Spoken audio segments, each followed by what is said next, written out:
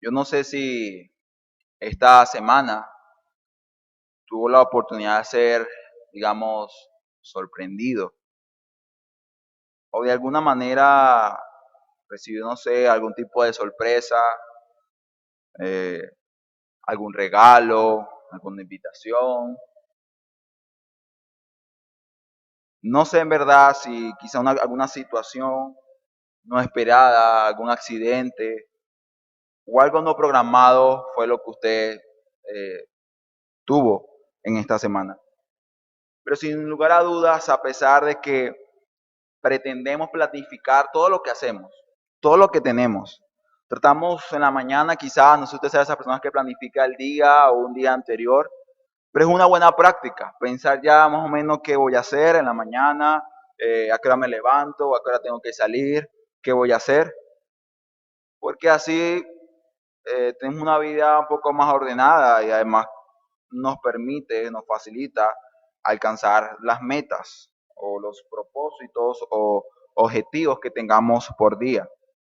Pero a pesar de que hagamos ese tipo de programación, que de hecho es muy buena, porque ni siquiera en Santiago, cuando dice que debemos tomar en cuenta a Dios en nuestros planes, nos dice no haga los planes, sino haz tus planes, tomando en cuenta a Dios. Así que no es una mala práctica, eso de hecho es muy buena. Pero a pesar de que hagamos esto, sin lugar a dudas, se presentarán cosas no programadas. Quizás seremos sorprendidos por alguna situación, alguna persona, o quizás por algún evento.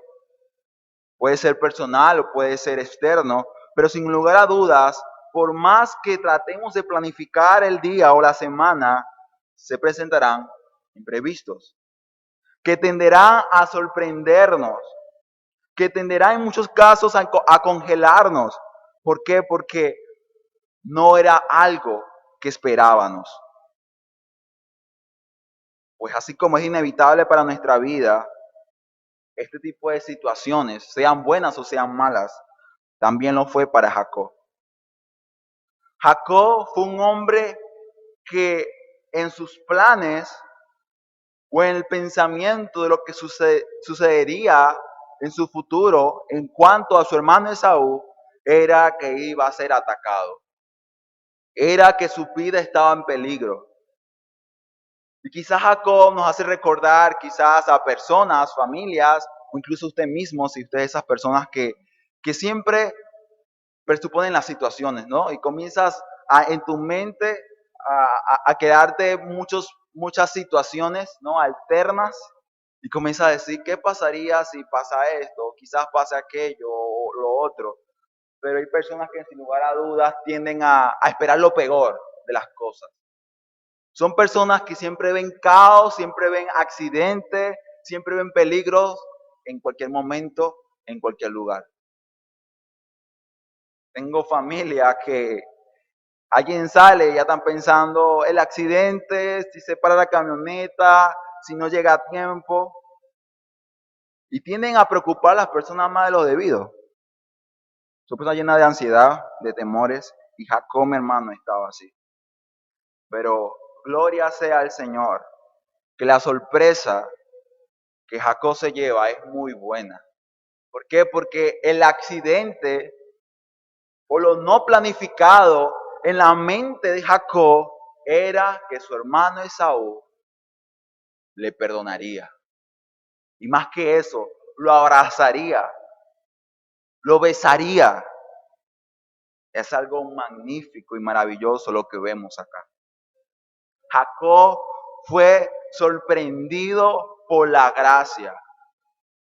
Por esa razón, mi hermano, quisiera que entendieras cómo la gracia del Señor y su misericordia es tan amplia, es tan grande, que afecta, que alcanza y que mora en seres mortales pecadores como Jacob y como Esaú y como cada uno de nosotros. Creo que por la fe podemos ser constantemente sorprendidos por la gracia del Señor, porque ella supera las probabilidades, el entendimiento o el cálculo del hombre. ¿Por qué? Porque es la gracia de Dios. Es un regalo inmerecido. Así que así como quizás alguien te regala algo y no es tu cumpleaños y tú dices, oh, ¿es para mí? Sí, sí es para ti. Oh, qué sorpresa. De igual manera, Jacob es sorprendido por la gracia. Así que mi hermano, por esta razón el título de este sermón es Gracia que sorprende. Gracia que sorprende. Espero que tu vida en esta mañana sea sorprendida por la gracia de Dios. Y este pasaje, si nos damos cuenta, es de versículo 1 al versículo 20, por lo cual me tomé el atrevimiento de separarlo en tres partes, para así entender un poco más fácil. Y son tres estructuras las que tenemos en esta mañana, de versículo 1 a versículo 3. Dice que Jacob alzó su mirada, pero también dice que Jacob se postró. Por esta razón el título, para aquellos que notan, de esta primera división es postrado en tierra. Postrado en tierra. Y la segunda división del versículo 4 hasta el versículo 15, vemos esta gracia única, especial, por lo cual el título es La gracia de la reconciliación. La gracia de la reconciliación. Y por último, del 16 al versículo 20, del 16 hasta el versículo 20,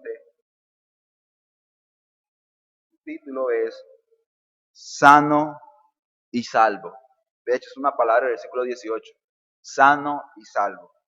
Habiendo dicho esto, ahora sí quisiera que me acompañara a leer la primera estructura del versículo 1 al versículo 3. Leemos la palabra del Señor y dice, alzando Jacob sus ojos, miró y he aquí que venía Esaú y los 400 hombres con él.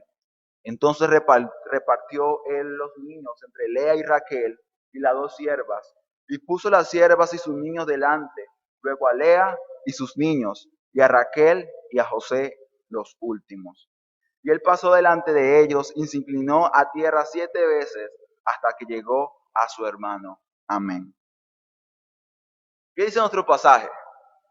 Si recordamos lo que antecede a esta situación, a esta escena, porque es otra escena muy diferente a la pasada, la última parte del versículo 32, si recordamos, se nos dará a memoria, ¿no?, la lucha de Jacob con el ángel por una bendición. Y luego de esta lucha, en la cual incluso, si recordamos, Jacob queda afectado, queda con una marca, como es quedar cojeando de un pie. Dice el pasaje, Jacob alzó sus ojos y miró. Él vio algo. Y lo que vio fue a Esaú llegando, aproximándose a él. ¿Qué dice el pasaje que hizo Jacob? Dice que comenzó a repartir o a acomodar a la población que tenía, o sea, su familia y sus siervos y siervas, de una forma estratégica, y de hecho muy inteligente. De seguro Jacob estaba con su familia caminando, o quizás estaban todavía en una tienda, y quizás ve una gran nube de polvo levantándose a lo lejos, y ve a caballos junto con sus jinetes y al frente a su hermano Esaú corriendo, apresurándose. Y Jacob, hermano, por lo que explicamos el domingo pasado, había engañado a su hermano, habiéndole quitado con engaño su primogenitura y los privilegios y la bendición de su padre. Jacob esperaba lo peor. Jacob dijo, ahí viene mi hermano, el que pretende o quizás busca matarme. Por lo tanto, Jacob previene lo peor y comienza a acomodar a su familia. Aquí dice claramente que él puso primero a las siervas y sus niños delante, y luego puso a Lea y sus niños, y por último a Raquel y a José los últimos. Obviamente que la forma en cómo actúa Jacob habla mucho de lo que en su corazón ama y quiere, ¿no? Porque de último, Raquel, Raquel y José. Y en el medio, bueno, Lea y sus hijos y primero mis siervos, ¿no? Mis siervos, mis esclavos. Y todo lo que Jacob hace, si recuerda lo que vimos el domingo pasado, es para si le atacaban, hubiera la posibilidad de que su familia huyera, su familia escapara. Aquí quizás muchos caen en la posición de decir, bueno, Jacob hizo mal o hizo bien. Pero sí lo que entendemos, mi hermano, es que por lo que Jacob sigue haciendo es que él esperaba que su hermano le atacara. O todavía creía en la probabilidad de que su hermano le hiriera. ¿Pero por qué? Porque Jacob reconoce su culpa, mi hermano. Jacob reconoce que fue, como su nombre lo dice, un engañador, Jacob.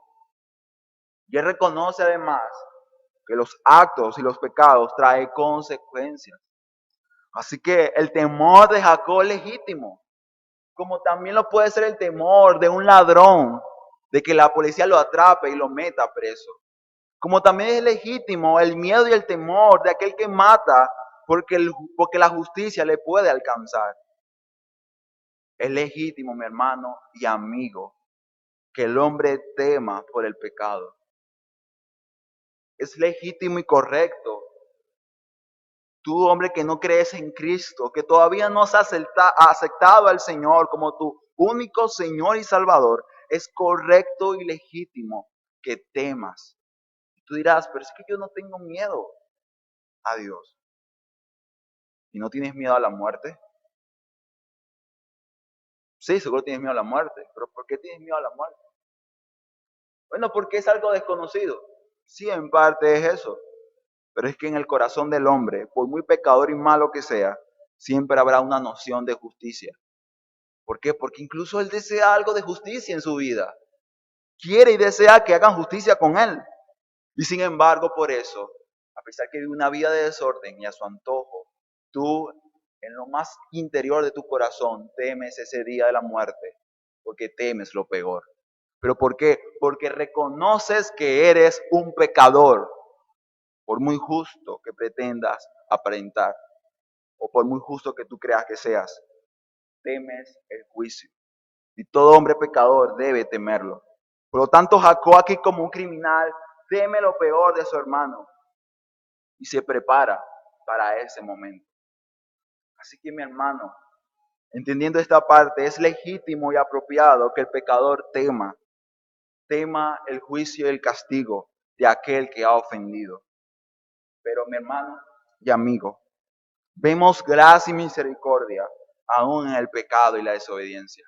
Y ahí es donde te invito, mi amigo, que como todo hijo de Dios conozcas la gracia de Dios y la oportunidad privilegiada que tienes de ser aceptado, de ser perdonado. Pero date cuenta que para ser perdonado realmente se necesita un arrepentimiento real. ¿Sabes qué es un arrepentimiento real? No es decir, sí, ok, yo sé que he pecado. Todo hombre sabe que es pecador. No es decir, ok, sí, sé que ofendí a alguien, sé que he desobedecido a Dios. Y Señor, perdóname. Pero el arrepentimiento tiene un significado tan profundo y tan radical como es cambio de dirección, cambio de pensamiento. Es un cambio rotundo. ¿Pero por qué el cambio? ¿Por qué? Porque el hombre que peca aborrece el pecado que cometió. Y eso le lleva a tomar una decisión radical. Es, no lo quiero volver a hacer. Pero también el arrepentimiento de este tipo todavía viene a ser incompleto si no tomamos en cuenta algo. Y es reconocer genuinamente y realmente a quién se ofendió. Si tú te arrepientes, si todavía no consideras a quién ofendiste y por lo tanto no buscas retribuir el mal que hiciste, entonces no te has arrepentido. Conozco personas que dicen, no, sí, yo sé que le hablé mal. No, sí, yo Yo sé que estuvo mal. Y aún todavía dentro del pueblo de Dios tenemos una costumbre muy mala, de hecho, y diría hasta pecaminosa, de reconocer que hemos fallado, que hemos cometido errores y decimos, yo le pedí perdón a Dios. Y pareciera que es espiritual y correcto. Yo le pedí perdón a Dios. Y sí, está bien, pide perdón a Dios. Pero también acuérdate de tu hermano que ofendiste y ve y pide disculpas. Si haces eso, si estás dispuesto a humillarte y a postrarte ante aquel cuyo hombre fue ofendido, entonces te estarás arrepintiendo genuinamente. Si no haces eso, eso no es arrepentimiento. Y tú dirás, pero ¿para qué me voy a disculpar si lo voy a volver a hacer? Hermano, si conoces lo que realmente es el arrepentimiento, tú sabrás que es algo que tú necesitas, que tu alma necesita. Porque arrepentimiento, verdadero arrepentimiento, permite el perdón. Y el perdón permite reconciliación. Así que mi hermano y amigo, entiende, para ser perdonado y ver la gracia y la gloria de Dios, debes humillarte. Debes hacer lo que Jacob hizo, postrarse en tierra. ¿Y sabes cuántas veces se postró Jacob? Dice el pasaje, que se inclinó a tierra 7 veces hasta que llegó su hermano. Jacob, mi hermano, nos permite ver un principio real, bíblico, de que el arrepentimiento real te lleva a humillarte, a postrarte en tierra, literalmente te lleva a reconocer que no eres nadie, que no estás en la posición de reclamar y demandar algo, sino de inclinarte y de humillarte. ¿Por qué? Porque reconoces que eres un pecador. ¿Qué tal si Jacob piensa y cree, bueno, es que no cometí pecado porque Dios dijo antes de mi nacimiento que yo merecía la bendición? Yo lo que hice fue tomarla. ¿Tú cómo crees que Jacob hubiese ido al encuentro de su hermano si así hubiese creído que así fueron las cosas?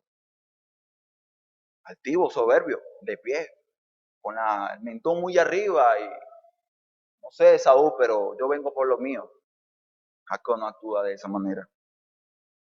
Y eso, mi hermano, es una realidad y una enseñanza que debemos abrazar. No puede haber arrepentimiento, no puede haber perdón, no puede haber incluso reconciliación si una de las partes se humilla genuinamente y se postra en tierra.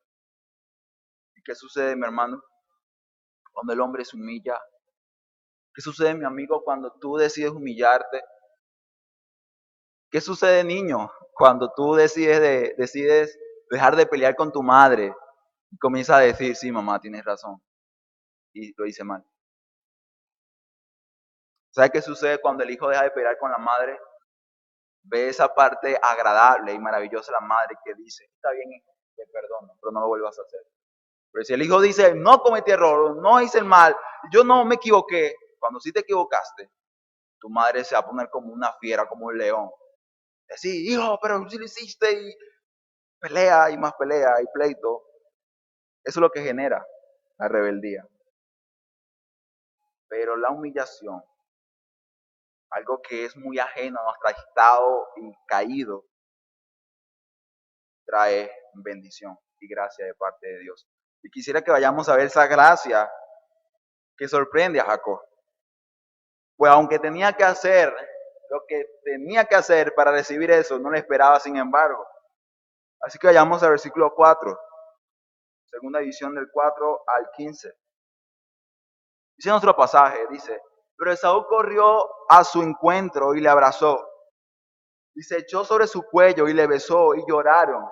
Y alzó sus ojos y vio a las mujeres y los niños. Y dijo, ¿quiénes son estos? Y él respondió, son los niños que Dios ha dado a tu siervo. Luego vinieron las siervas y ella y sus niños y se inclinaron. Y vino Lea con sus niños y se inclinaron. Y después llegó José y Raquel y también se inclinaron. Y Esaú dijo, ¿qué te propones con estos grupos que he encontrado? Y Jacob respondió, el hallar gracia en los ojos de mi Señor. Y dijo Esaú, suficiente tengo yo, hermano mío, sea para ti lo que es tuyo. Y dijo Jacob, no, yo te ruego, si he hallado ahora gracia en tus ojos, acepta mi presente, porque he visto tu rostro, como si hubiera visto el rostro de Dios, pues que con tanto favor me has recibido. Acepta, te ruego, mi presente, que te he traído, porque Dios me ha hecho merced, y todo lo que hay aquí es mío. E insistió con él, y Esaú lo tomó. Y Esaú dijo, anda, vamos, yo iré delante de ti. Y Jacob le dijo, mi señor sabe que los niños son tiernos, y que tengo ovejas y vacas paridas. Y si las fatigan en un día, morirán todas las ovejas. Pase ahora mi señor delante de tu siervo, y yo me iré poco a poco al paso del ganado que va delante de mí, y al paso de los niños, hasta que llegue a mi señor a Seir. Y dice, y Esaú dijo, dejaré ahora contigo de la gente que viene conmigo. Y Jacob dijo, ¿para qué es esto? ¿Hallé yo gracia en los ojos de mi señor? Amén.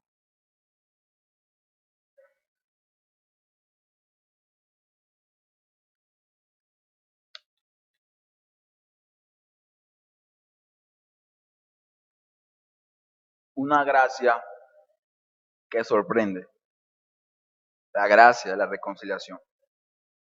Cuando vemos el versículo 4, vemos que la trama o el desarrollo de la historia tiene un clímax, ¿no?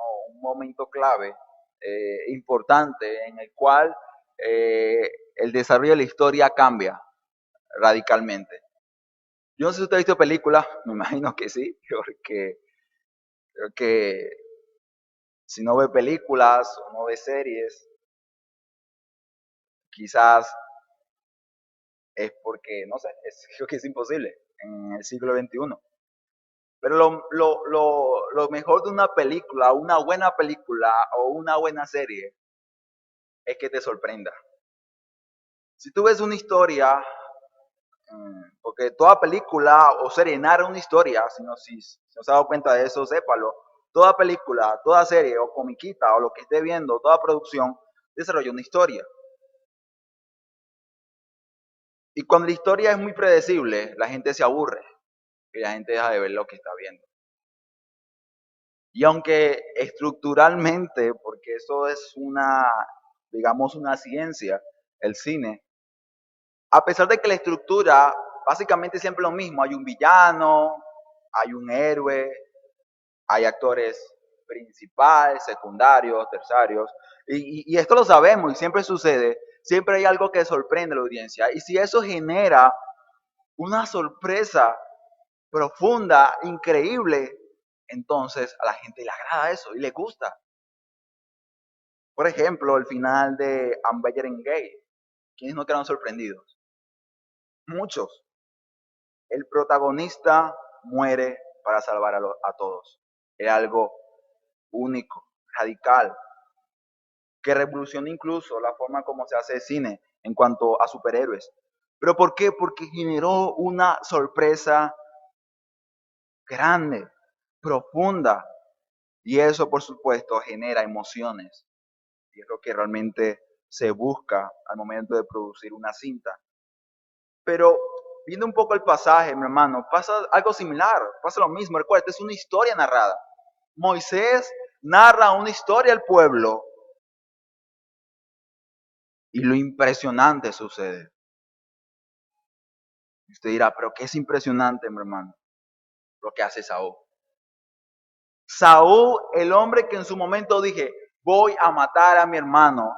Dice el pasaje, corrió a su encuentro. Hermano, Esaú no esperó que Jacob viniera a él arrastrándose sobre el suelo, sino que él va prontamente y dice, hermano, aquí estoy, te perdono. Dice que se arrojó a su cuello. Mira qué romántica esta escena. Se arrolla a su cuello y dice que lo besa.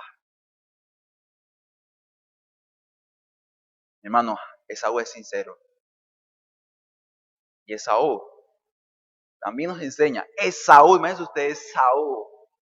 Un hombre que no es parte de la promesa, que de hecho Dios aborreció porque dice, a Jacob amé y Esaú aborrecí. Jacob, el aborrecido de Dios. Jacob, Esaú, mejor dicho, discúlpeme, Esaú, que ya se me confunde el nombre. Esaú, el aborrecido de Dios. Esaú, Ese hombre que dijo, voy a matar a mi hermano, ahora corre, abraza a su hermano y lo besa. En pocas palabras, Esaú quería reconciliación. Esaú perdona a su hermano.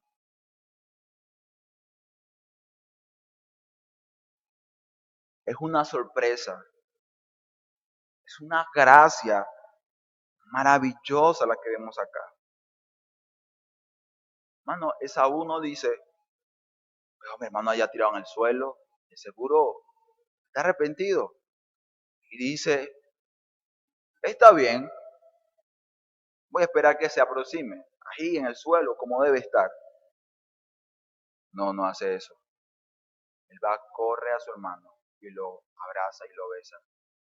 ¿Sabes qué enseña esto, mi hermano?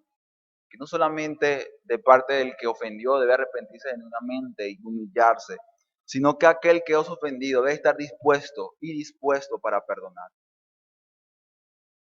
No se anda con rodeos, no dice como que, no, sigue ahí postrado en el suelo, te lo mereces. No, Esaú va, lo abraza, lo besa, lo perdona, mi hermano. Aquí la palabra perdón no se usa, por supuesto, tampoco la palabra arrepentimiento, pero lo que ellos hacen, su proceder, lo que hacen con su cuerpo, las acciones, mi hermano, reflejan lo que está sucediendo realmente. Jacob se arrepiente porque le dice, tú eres mi Señor, yo soy tu siervo. Y Esaú perdona porque corre, le abraza y le besa. Mi hermano, esta escena es tan maravillosa, tan profunda, que dicen muchos comentaristas que en esa historia en la cual Jesús habla del hijo pródigo, aquel hijo que dice a su padre, ¿sabe qué, padre? No me importa si estás vivo todavía, dame mi herencia. Dijo prácticamente a su padre, padre, para mí estás como muerto, dame lo que es mío y quiero hacer una vida alejado de ti, no quiero saber nada de ti. El padre le dice con mucha tristeza, ok hijo, aquí está lo que te pertenece como herencia. ¿Qué hace el hijo? Toma lo que su padre le da y lo gasta en mujeres, en prostitutas, en bebida, en fiestas, todas las semanas. Y luego se queda sin nada. Y pasando mucho tiempo en la ruina, pasando mucho tiempo en la escasez y en la vergüenza de no tener nada, dice, por un momento se recuerda y dice, volveré a mi padre. Pero en la planificación que él tiene es, volveré a mi padre y por cuanto no merezco realmente ser recibido nuevamente como hijo por la ofensa que le hice a mi familia y a mi padre, entonces le diré, Padre, recíbeme como un siervo, como uno de tus siervos, como uno de tus jornaleros. ¿Y qué dice Jesús? Jesús dice que cuando el hijo venía, el padre lo vio a lo lejos. ¿Qué hizo el padre corrió, lo abraza, seguro también lo pesa y le dice, Padre, no merezco nada, Padre, tómame como un siervo. Y el padre le dice, no, ven, hagamos fiesta, ven, celebremos porque mi hijo ha regresado. Dicen los comentaristas que es probable que Jesús pensara en Esaú cuando dijo esas palabras. Dice que es probable que Jesús pensara en esta escena, Esaú corriendo a abrazar y a besar a aquel que le había ofendido. ¿Te das cuenta, mi hermano? Para perdonar verdaderamente también hay que humillarse también. No solamente debe humillarse aquel que se arrepiente verdaderamente, también aquel que perdona debe humillarse. ¿Por qué? Porque ese ego, porque esa actitud de ser el ofendido, el maltratado, cual no hay disculpa suficiente para darte calma. Pues bueno, el que realmente perdona se libra de eso. Lo quita y comienza a correr. Eso lo hace un hombre, una mujer que realmente perdona. Y sabes, el correr también es un acto de humillación. ¿Por qué? Porque los que corrían en la casa del patriarca eran los siervos. Los siervos eran los que corrían, los que cargaban con todo, los que hacían el oficio. El patriarca, el cabeza de familia en ese tiempo no hacía nada de eso. Así que hay una doble humillación en la historia de Jesús, en la historia que vemos acá de Saúl.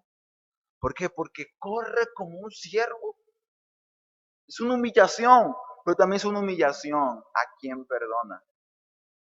Para Esaú quizás ante sus soldados le pareció también una sorpresa que actuara así, tratara así a su hermano que le mintió, que le traicionó, que le robó lo más valioso que puede tener un primogénito en su familia. Pero mi hermano, la gracia sorprende. Quiero que entiendas, mi hermano, que una gracia como esta, tan especial, única y tan ajena a la forma en la cual acostumbramos a vivir la ofensa y como acostumbramos a vivir siendo ofendido, hermano, por cuanto es diferente a cómo el hombre actúa, cómo el hombre vive, es que creemos y entendemos en este pasaje que este acto de disculpa, arrepentimiento y de perdón que produce reconciliación es una obra de Dios, es una gracia de Dios, no es algo nuestro. Y en cuanto a esto, mi hermano, Jacob aprendió algo. Lo que aprendió Jacob es lo que conocemos hoy día como corandeus. ¿Sabes qué es corandeus? Es delante de Dios. El domingo solamente no, toda la semana, delante de Dios. Jacob, mi hermano, aunque no sabía usar la palabra corandeus, vivió corandeus. ¿Sabes por qué?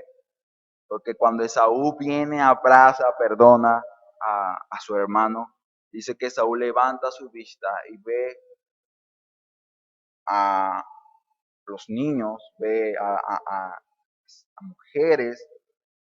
¿Y qué dice Esaú? ¿Quiénes son estos? Dice, él respondió, son los niños que Dios ha dado a tu siervo. ¿Los niños de quién? Mis niños. No, los niños, dice, los niños que Dios me ha dado. ¿Te das cuenta, mi hermano? Corandeus. Para Jacob, cada niño era un regalo divino, era un regalo de Dios. Hermano, cada buena dádiva, cada don perfecto, dice Santiago, que proviene del Padre de las luces, proviene de Dios. Y Jacob reconoce, Corandeu, Jacob reconoce, por cuanto estoy delante de Dios y Dios está delante de mí, reconozco que su mano ha estado en cada aspecto de mi vida. Dice, estos hijos son de Dios, provienen de Dios. Y si vamos más adelante, te das cuenta que Jacob nombra a Dios muchas veces. Así que este Jacob que dice, el Dios de mi padre, parece ser que ahora también es su Dios, porque reconoce la presencia y la obra de Dios en su vida. Pero otro aspecto a tener que tomar en cuenta, mi hermano, es darte cuenta cómo el líder, en este caso Jacob, influencia a su familia. ¿Pero por qué?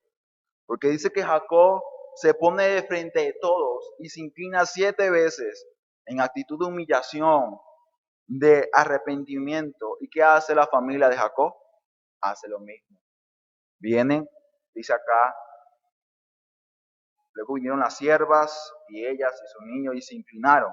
Luego dice que vino también Lea con sus niños y se inclinaron. Luego dice, después llegó José y Raquel y también ¿qué?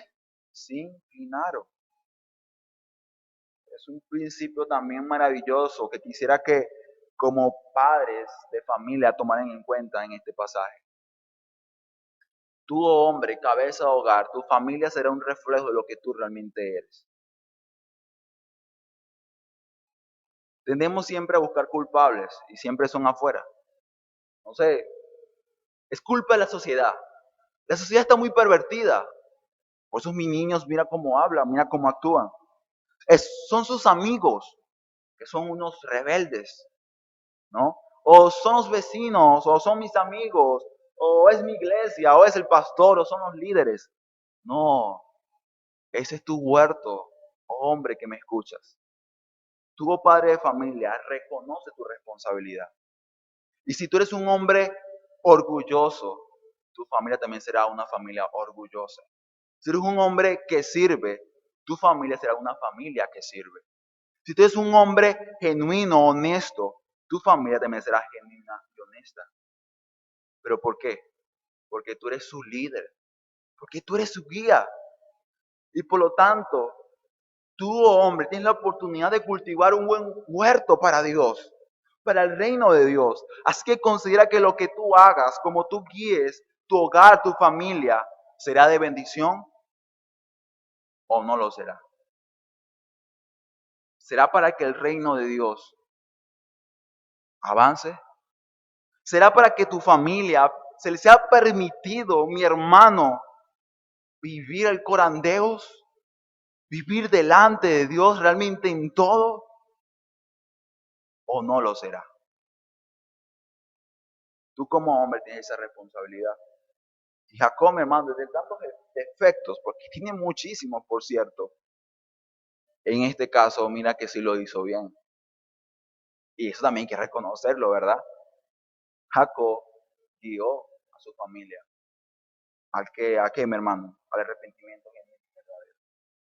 Así que, mi hermano, te invito a que recuerdes ese privilegio, esa oportunidad que tienes delante de Dios de guiar un remanente muy pequeño, tu familia, para la gloria de Dios. Pero el pasaje no termina, todavía no ha terminado. Y es que no puedo pasar, no puedo ir al pasaje final si antes ve lo que luego sucede. Pues Jacob también pregunta y dice, hermano, explícame este montón de ganado, de animales, ¿para qué es? O sea, no te entiendo, no sé qué quieres tú realmente con esto. Mira que Saúl, muy diferente a lo que Jacob pensaba, no quería realmente matarle ni pensaba en eso. De hecho, cuando veía este poco animal, él decía, pero ¿qué quiere Jacob con esto? Jacob le explica, le dice, era para hallar gracia delante de tus ojos. Jacob dice, yo he querido ser acepto delante de ti. Y si te das cuenta, luego Esaú dice, hermano, pero es que ya yo tengo algo suficiente, ya yo estoy completo, yo estoy bien. Toma lo que es tuyo. Jacob dice, no, te ruego, te pido que lo tomes. ¿Por qué? ¿Por qué Jacob pide esto? ¿Por qué Jacob insiste tanto en que en que Esaú reciba este regalo o esta gracia?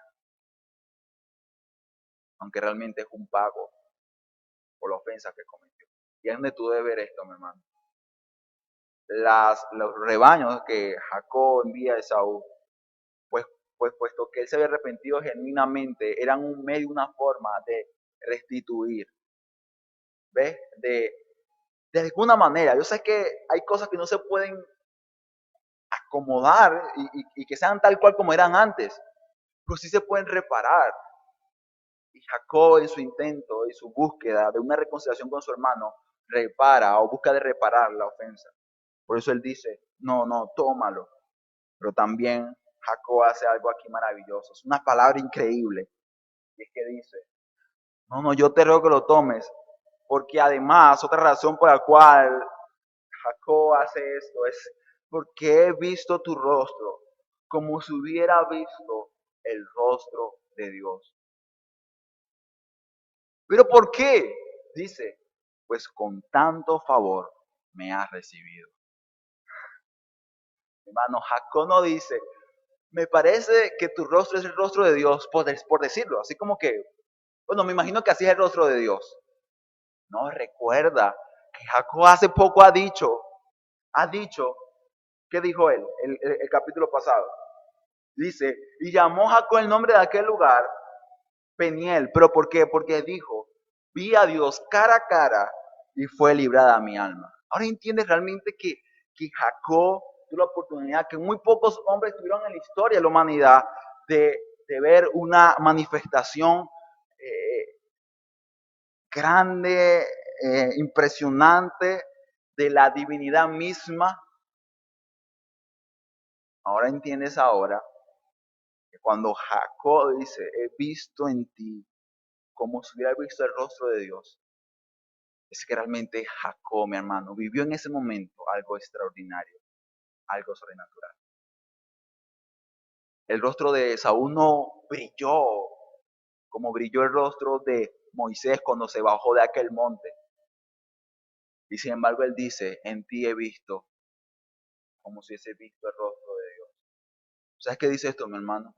Que no hace falta luces, algo impresionante, cosas como la que Jacob vio. Ángeles subiendo, ángeles bajando, escuchar voces como si fueran voces de ángeles o la voz de Dios, para entender que pueden suceder cosas extraordinarias en la vida de aquellos que han creído en Dios. No hace falta. ¿Por qué? Porque la gloria de Dios se ve, se manifiesta cuando los hombres cumplen con la voluntad del Padre. Por lo tanto, mi hermano, te pregunto, ¿has visto la gloria de Dios en tu vida esta semana? ¿Has visto como que si se hubiera visto el rostro del mismo Señor? Habiendo dicho lo que dije hace un momento, creo que entenderías que sí lo has visto. Que es que la gracia del Señor te acompaña. Algún favor, algún buen don de Dios vino a tu vida inmerecible, como lo era el perdón que Jacob recibió de su hermano. Pero recibiste y en eso viste la gracia de Dios. ¿Pero por qué?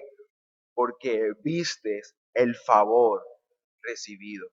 Viste que es un regalo o es un don de Dios. Y ahí donde yo te digo, mi hermano, ten cuidado si tu vida es una vida extraordinaria, por cuanto ves siempre una manifestación de la gracia de Dios. ¿Sabes por qué? Porque si no ves o no vives la manera de esta forma, es porque eres un hombre orgulloso, que considera que todo lo que tú recibes, tú lo mereces. ¿Cómo se comporta el niño egoísta? ¿Cómo se comporta el joven rebelde cuando él cree o piensa que el plato que se come se lo merece?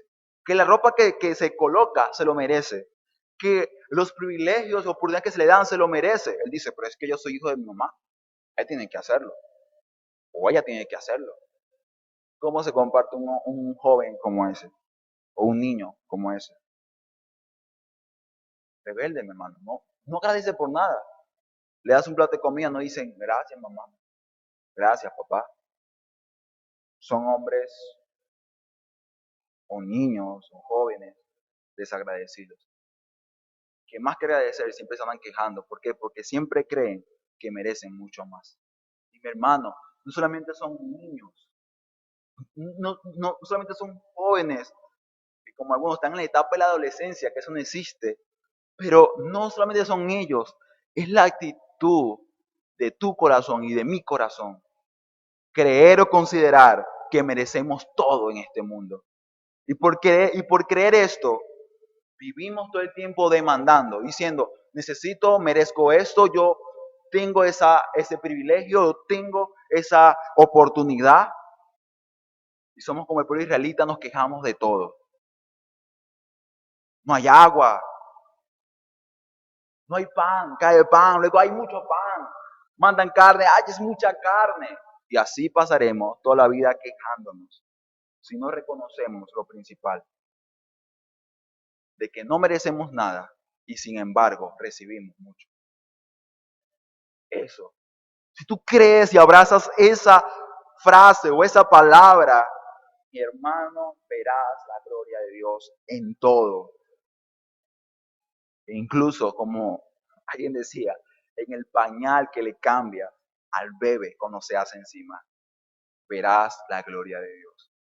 Pero mi hermano, este pasaje también nos reta, mi hermano, a permitirle, mejor dicho, a permitirle a tu hermano, a tu hermana, a tu comunidad, a tu familia, a tu colegio, a tu universidad.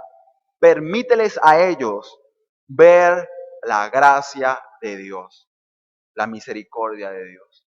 Y la única manera de hacer esto, mi hermano, es vivir anclado de Cristo y el mensaje que Él mostrar una humanidad fracturada, perdida como esta. ¿Quieres ver? ¿Quieres, quieres ser una persona que como Esaú le permita ver a los hombres como el resplandor de Dios mismo? ¿Quieres hacer eso? Entonces somos llamados a vivir una vida distinta, diferente a como el mundo la vive.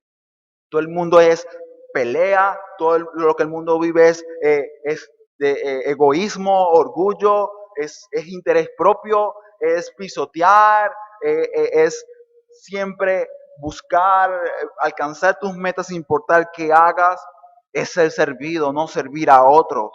El anhelo del hombre es figurar, ser el primero.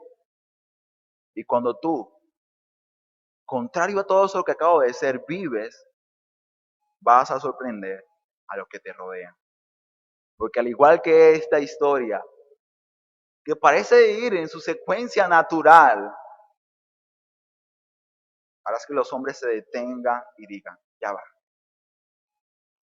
este hombre no hizo lo que todo hombre hace. Ya va, algo especial sucedió en esta vida. Ya va, algo único, extraordinario pasa en este hombre, pasa en esta mujer. ¿Pero por qué? Porque es diferente a los demás.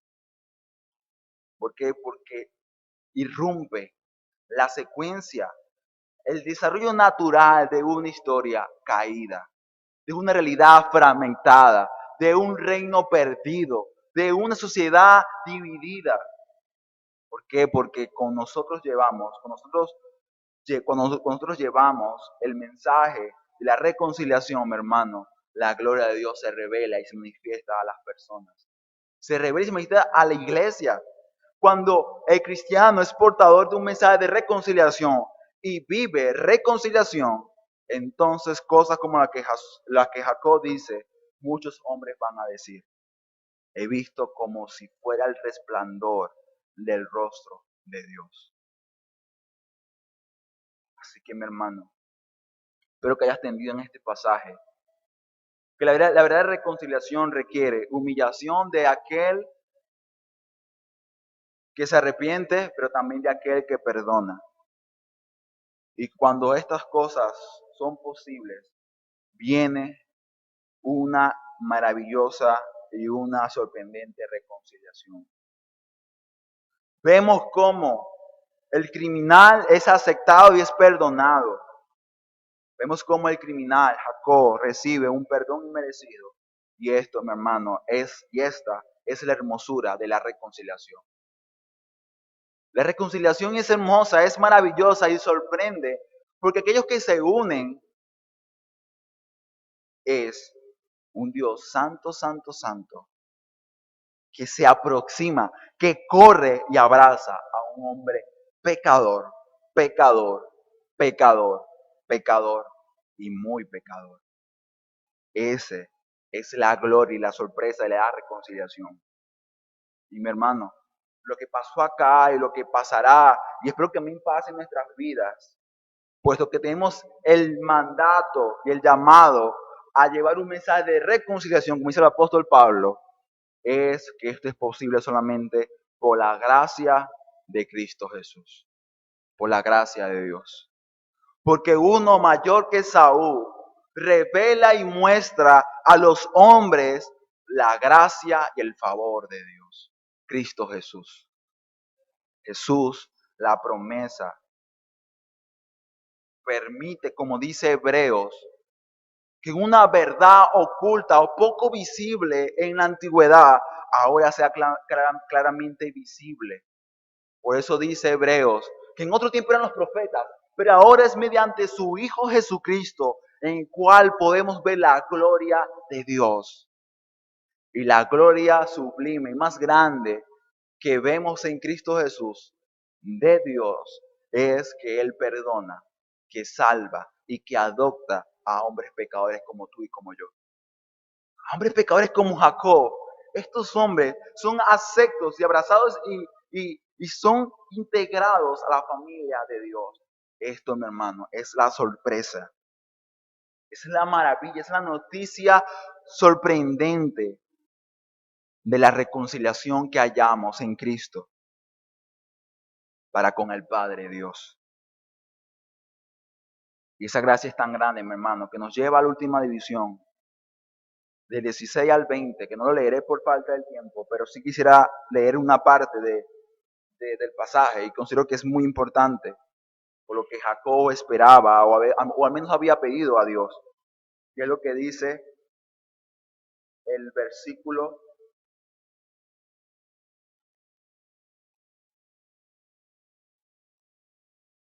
el versículo 17. Dice, Jacob fue a Sucot y edificó allí casa para sí, e hizo cabañas para su ganado. Por tanto, llamó el nombre de aquel lugar Sucot. Y dice que después, dice el versículo 18, después Jacob llegó sano y salvo a la ciudad de Siquem, que es tierra de qué, de Canaán, cuando venía de Padán Aram y acampó delante de la ciudad. Dice que luego compró un campo. Mano, lo que dice el pasaje, lo que quiero resumir en esta última escritura es lo que dice Moisés. Llegó sano y salvo a la ciudad. Eso. Dirá, pero ¿por qué, mi hermano? Porque una de las cosas que Jacob pidió a Dios y anhelaba era que Dios estuviera con él y le guardara de todos los peligros. Y eso sucedió. Así que podemos ver con esperanza que Dios cumple lo que promete y que por su gracia y misericordia podemos estar seguros que lo que promete Él cumple y que su gracia y misericordia incluso permite reconciliación, perdón, arrepentimiento. ¿Para qué? Para que el reino de Dios avance, para que el cumplimiento de la promesa venga a ser una verdadera realidad. Así que mi hermano, termino con una resolución para la iglesia, para ti que crees en Cristo. Recuerda, mi hermano y hermana, que hemos recibido el regalo del perdón y que por lo tanto estamos llamados a ofrecerlo también a otros. Estás llamado, estás llamada a ser un mensajero de reconciliación. Y tú, mi amigo aquí presente, a pesar de que no eres parte de este pueblo, de esta promesa, sí quiero que entiendas que si Jacob, siendo engañador, mentiroso, pudo ser perdonado, también tú puedes ser perdonado también. Puedes recibir el perdón y la gracia de Dios. Solamente debes hacer lo que Jacob hizo, inclinarte 7 veces. No literalmente, ojo, no te pido que vayas a tu casa y hagas 7 veces, no. Hablo de una inclinación repetitiva, genuina del corazón. Es una humillación del corazón que reconoce que no merece nada, mas sin embargo espera una dádiva y un regalo de la gracia de Dios, que es el perdón en Cristo Jesús.